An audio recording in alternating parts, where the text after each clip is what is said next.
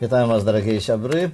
Вы зноў у студыі Дыаблога ПС. А я пачну з таго, што выканую пажаданне Анатоля Зэкава, майго суразмоўцы, майго вядучага, які аднойчы сказаў, што так ты навум хутка і сам пачнеш пародыі пісаць. Ну вось, Анатоль, я магу сёння адчытацца.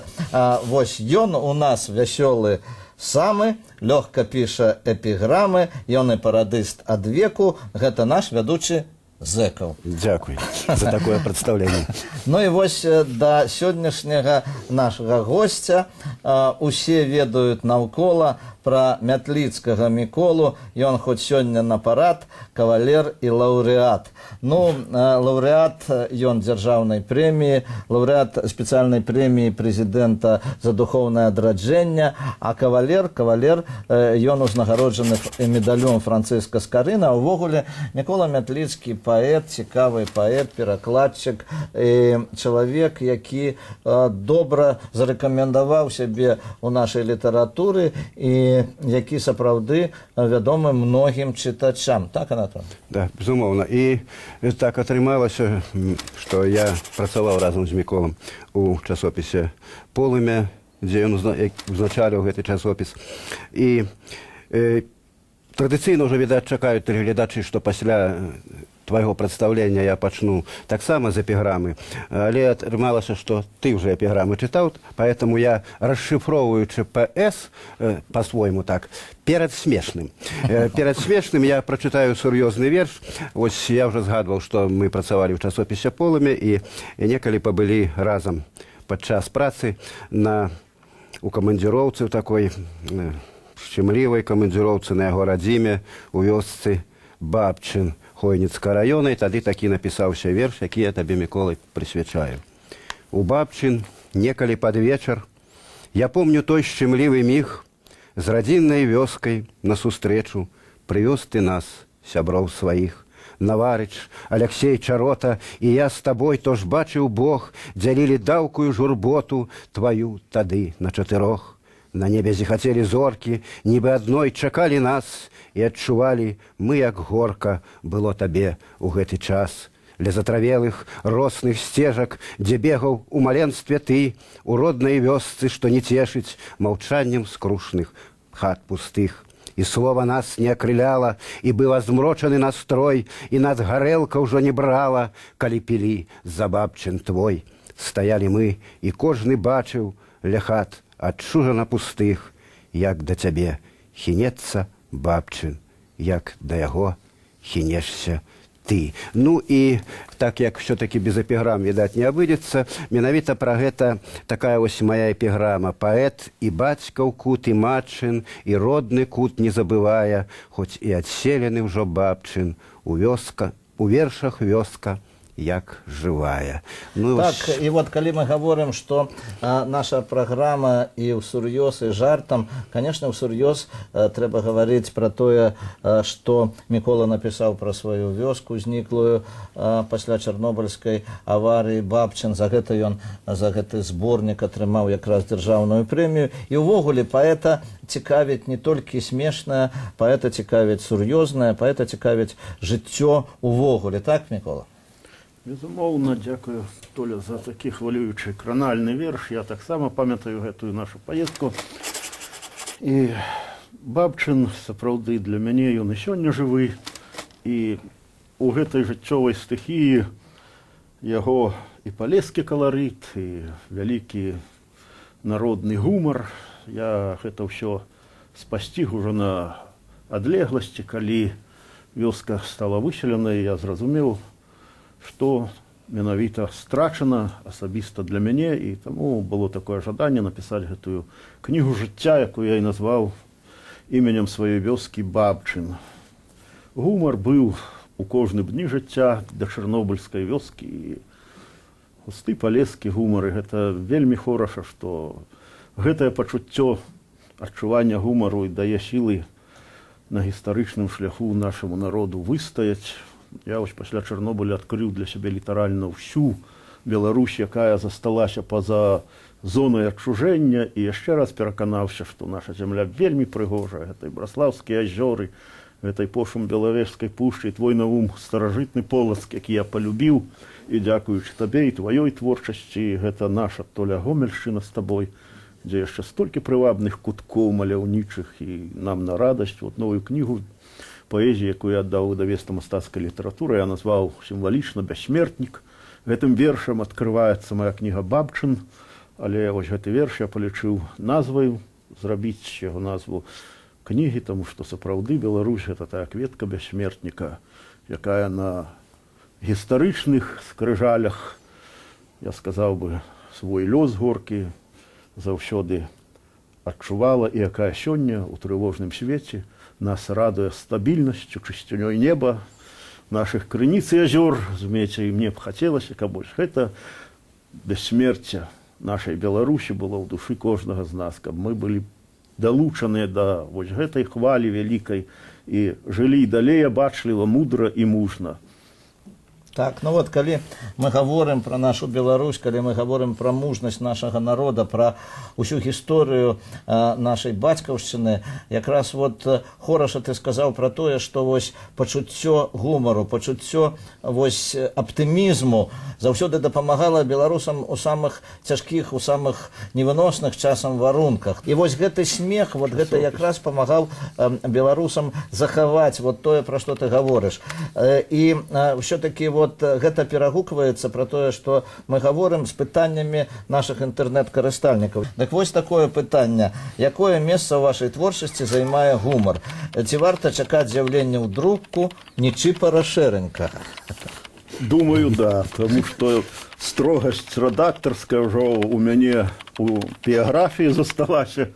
І цяпер, конечно, я буду больш разнастайны ў жанрах, і я сам засумаваў па Нечипору Шэрэнькаму, тому што любіў пісаць і пароды, і эпіграмы, і гэты псевданім таксама нечакана для самога сябе ўзнік, тому што я ведаю, як можна такой хлёсткай эпіграмай у двух косях падняць настрой свайму сябру, на якога ты пішаш. І у мяне былі такія выпадкі, што сябры пры мне гаварылі, вось бы паймаць таго Шэрэнька ды разам адлупцаваць.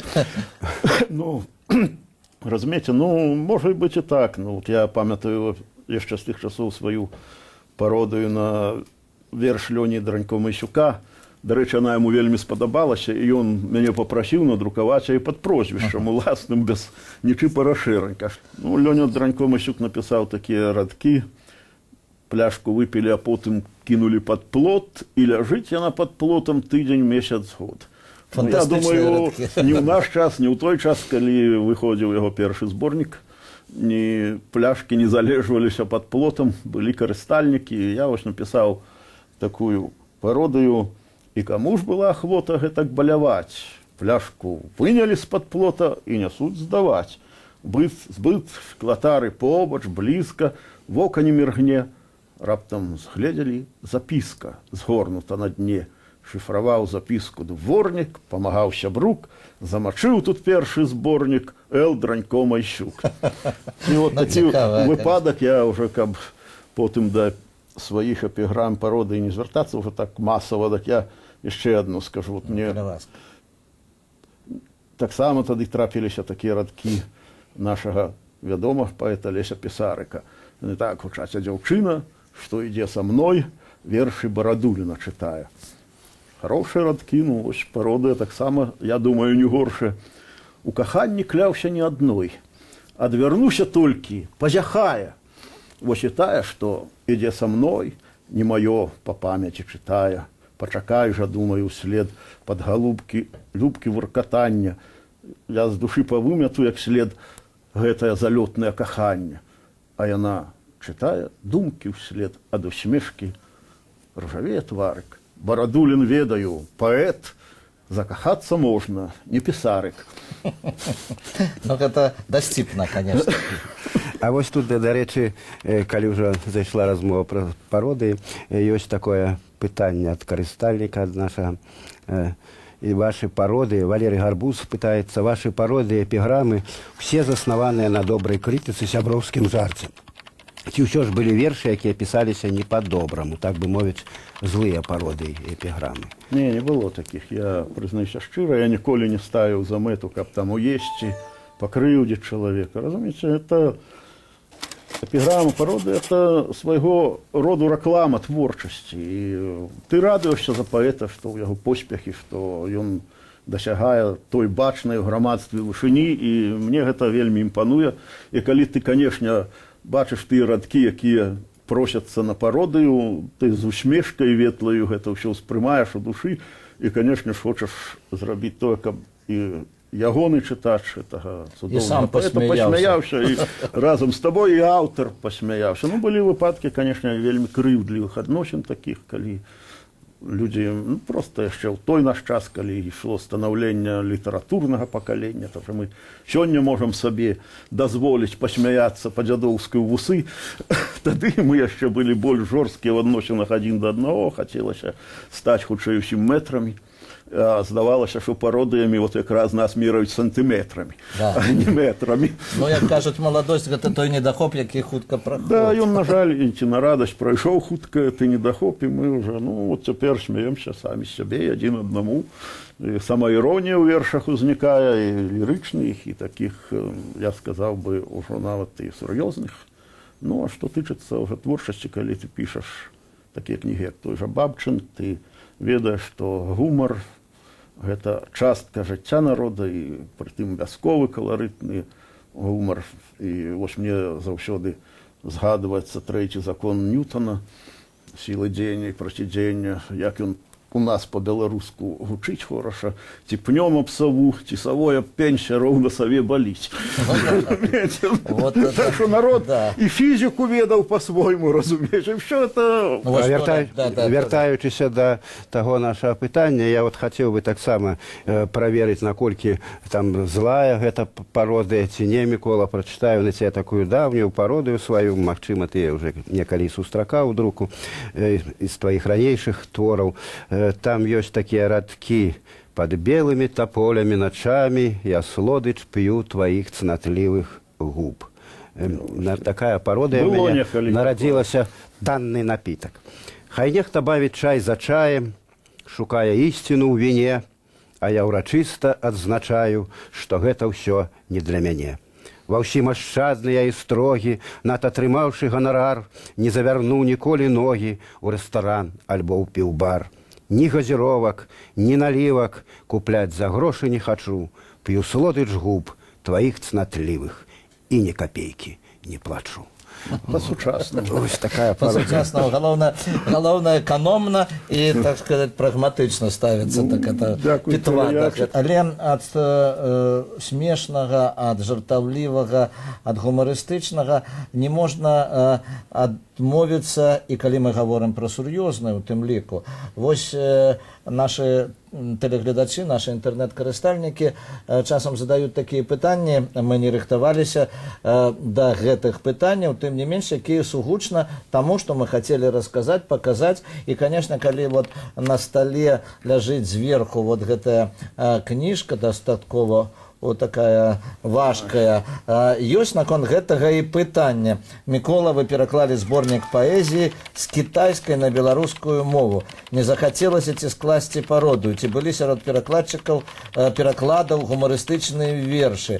Зразумелы ці кітайскі гумар для беларусаў? Но спачатку мы пагаворым пра тое, што тут паэтаў, 100 паэтаў, так, перакладзена. І, канешне, размова ідзе не толькі пра гумар, але вось так, вот такое пытанне.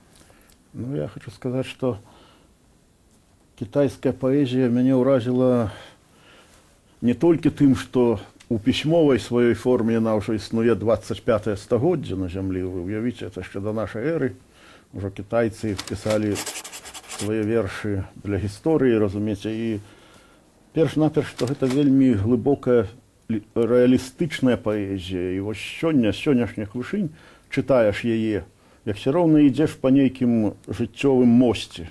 Вось з аднаго стагоддзя пераходзіш у другое, бачыш, чым людзі жылі, якія ў іх клопаты, прытым гэта выразна намалявана, скажам, тая ж хрызантэма ці той жа лотас, якія цвілі 1000 год тому назад, 2000 год тому назад, яны неяк вось так зберагліся і ў паэзіі, не толькі ў прыродзе самой, можа, таму і ў прыродзе зберагліся, што яны зберагліся ў душы чалавечай. Эту кнігу я складаў, выбіраючы многа з кітайскіх паэтаў, іх тысячы за гісторыю. Мне хацелось узяць вот ты як дамінанту вось гэтую правесці, вот это так дух расце чалавечы, як он вырастае.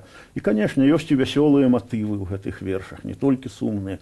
Людзі ўсе, ва ўсе часы умелі жыць вялікімі пачуццямі, не сумаваць на зямлі, калі нават і цяжбы былі, яны з іх выходзілі дастойна, разумееце. Вот это вельмі радуе. І, магчыма, маючы вот гэты вопыт перакладчыцкі, я бачу, што усе паэзіі свету, яны вельмі судакранаюцца этымі болевымі кропкамі. Лёсы людзей на зямлі, на жаль, вельмі падобныя гэтымі вось болевымі кропкамі, і той жа лёсы нашага народа і другіх, калі бярэш у гэтым кантэксце, ты бачыш, што ўсё-такі чалавецтва працуе ў адным кірунку, на тое, каб зло адступіла, каб добро перамагло. І 21 стагоддзя, здавалася, якраз і прыйшло на зямлю, каб мы маглі ужо гэты багаж пакут оставить у мінулым і больш спакойна, трывала, абапіраючыся на дасягненне нашай цывілізацыі, на наш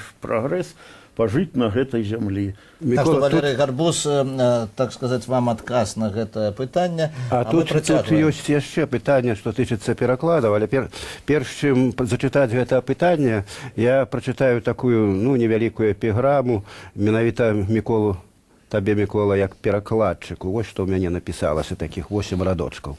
Моў шмат, якіх не ведаўшы, умее, з іх перакласці вершы, што не іначай, не разумею, хто з іх большы гені, ці ўласна сам паэт, ці перакладчык. Ці то з кітайскай мовы, ці то з хіндзі, ці то з такой, якой мы і не зналі, за што не возьмецца, нярэдка выйдзе найлепей, чым было в арыгінале. Гэта такая моя эпіграмка. То табе здаецца, што найлепей, як у арыгінале. Дарэчы, вось пытанне. Я уже, так сказаць, абяцаў тэлегледачам нашым. Якраз пра гэта ідзе размова. Многія не прызнаюць мастацкай вартасці перакладаў, зробленых не з арыгіналаў. Вы перакладаеце з падрадкоўнікаў. Ці з іншых перакладаў. Калі з падрадкоўнікаў, хто іх робіць, а калі перакладаеце пераклады, ці можна казаць пра нейкую блізкасць з арыгіналам? Можа, гэта проста ваш верш па матывах замежна? Вось такая філасофія. Не, я не скажу, што гэта мой верш па матывах замежна, таму што ты даеш права паэту быць самім сабой. Я б мог багата чаго зрабіць, але я іду не тое, што побач з ім, я яго вяду перад сабой, таму што ён ідзе ў бой, не я. Я проста сродкамі нашай мовы раблю яго паўнагучным у нашым беларускім успрыманні. І то ж было з кітайцамі, вось уже калі пра падрадкоўнікі, я хачу вот кніжку паказаць «Стэпавы прастор». Гэта вялікі казахскі паэт Абай Кунанбаев, які ўжо тады, калі нарадзіліся нашы Купала і Кола, спісаў свае класічныя вершы пры канцы 19 стагоддзя, то не толькі ў Казахстане, і вось у іншых краінах свету ёсць цэлыя перакладчыцкія саюзы, разумееце, якія займаюцца перакладамі, якія займаюцца падрыхтоўкай, я сказаў бы, вельмі вывераных падрадкоўніках. Так, вот, конечно, гэта вельмі складана у той же час ісці за паэтам, пераўвасобіцца, можа, ў нейкай ступені у яго думкі, у яго пачуцці, у яго свету унутраны. І, конечно, гэта, калі ўдаецца, гэта вельмі важна і вельмі патрэбна, і для нашай мовы вельмі важна, калі знаходзіш тыя словы, якія трапна перадаюць тое, што напісаў паэт. А гэта, значыць, вось, тое, пра што мы гаворым сур'ёзна. А вось яшчэ такое пытанне, якое прыслаў нам Зміцер. У складаных сітуацыях вас больш ратавалі вершы або пачуццё гумару? І зыходзячы з гэтага, што карысней? Калі так можна паставіць пытанне, піша Зміцер. Карысней тое і тое, разумееце. Паэзія – это гармонія, і жанравая палітра, яна таксама гармонія. Таму што не будзеш жа есці увесь час адзін боршч. Хочацца чагось іншага, яшчэ разнастайнага, прабачце за такія параўнанні. Але калі ты працуеш сур'ёзна і спрабуеш і ведаеш, што ты можаш у многіх жанрах зрабіць гэта сур'ёзна, ты будзеш імкнуцца да ўсяго. І той жа гумар ратуе, і тая лірыка ратуе, тому што так ты чалавек на этой зямлі пабудаваны, табе трэба ўсё, і неба над галавой, і зямля пад нагамі, і траўны луг, разумееце, і плёск рэчкі, і у той жа час хорошая усмешка, і хороший гумар, вельмі светлы, такі, вы знаеце, я сказаў бы, ну, які дапамагае табе самому, калі ён прымальны табой, паглядзець на сябе ўсур'ёз. Ну вось Толя у нас піша таксама і сур'ёзныя вершы, і піша тэксты песень цікавых, папулярных, але, канешне, вот у нашай праграме ён больш заточаны, як кажуць, на пароды, на гумар. І таму я яшчэ прачытаю на наша госцю, на цябе, Мікола, яшчэ адну пародыю. Такія радкі твае. Так згадалася былое, выйшла з чорнай пустаты, там было блукалі двое, а дакладней я і ты. Я так і назваў пародыю «Я і ты». Мне згадалася былое, нібы ўбачыў праз кусты, дзе было блукалі двое, а дакладней я і ты.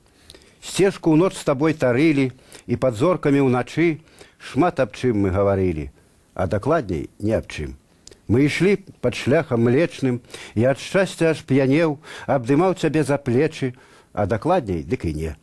На цябе глядзеў спакусна і шаптаў, што ты моя, цалаваў цябе ў вусны, а дакладней той не я. Мовіла, дзіця чакаю. Рады гэтаму ўдвая, можа, бацька я, не знаю, а дакладней дык не я. Ад той весткі аж нямею, то ж падумаць, ну і ну, пальцам не крануў цябе я, а астатнім хто крануў? Вось такая пародыя, так сказать, тое, што навеялі вот гэтыя радкі, гэта не таму, што, так сказать, яны, ну, нейкія дрэнныя, а таму, што нейкая такая зайздрасць узяла, што вот, а як бы я на гэтую тэму напісаў, і вось што ў мяне атрымалася. Ну, а ёсць тут яшчэ пытанне, вось такое, жартаўніца задае. Вот ты любіш жартаўніца... Яна чамусьці на мяне трапляе. Калі б вы пісалі кнігу пра сваё жыццё, з якой фразы вы хацелі б пачаць? І была б яна больш падобна на драму ці камедыю. Вось такое вельмі такое філасофскае пытанне. Глыбокае пытанне. Это пытанне, над якім можна... Хоць і жартаўніца задае, але не жартам. Ну, разумееце, яна вот уже прыблізна знае, з чаго пачаў. Гэтую кнігу, можа, і пачну. Я памятаю, ну, ён успрымаецца, этот эпізод вельмі для мяне сёння смешна. А ў маленскія гады, вось калі я гэта ўсё перажываў, і быў сведкам гэтага, мне здавалася, это, ну, вот, і сапраўды вельмі вялікая ў ім самота ёсць. Мой дзядзька Павел некалі працаваў на Урале, у шахце, і ў іх там шахта, былі вароты, падпіраліся гэтыя вароты вялікім валуном.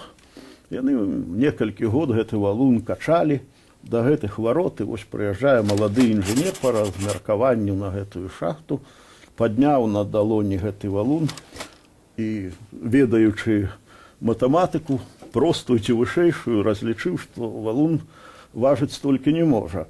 І пры дапамозе звычайнага цвіка, правёўшы па бакавіне валуна, ён вызначыў, што гэта залаты злітак памерам у 13,5 кілаграмаў. Разумееце, якое ашаламленне было у людзей, якія гэты валун качалі. І вось мой дзядзька быў адным з тых, і вот прыехаў чарговы адпачынак, ён сядзеў перад маім бацькам, ліў слёзы і казаў: «Міша, я вось гэтымі рукамі яго качаў, гэта мой валун». Мой злітак. Бацька говорю: «Не, твой валун». Злітак другога, ты не плач, Павел, гэта ўсё. Так вот тады мяне малога вельмі гэта не кранала, сцешыла. Так вот просто вельмі кранала. Ну, думаешь, вот дзядзьку не пашанцавала, чаму? Ну, праз гады гэта стала такім вот гумарам.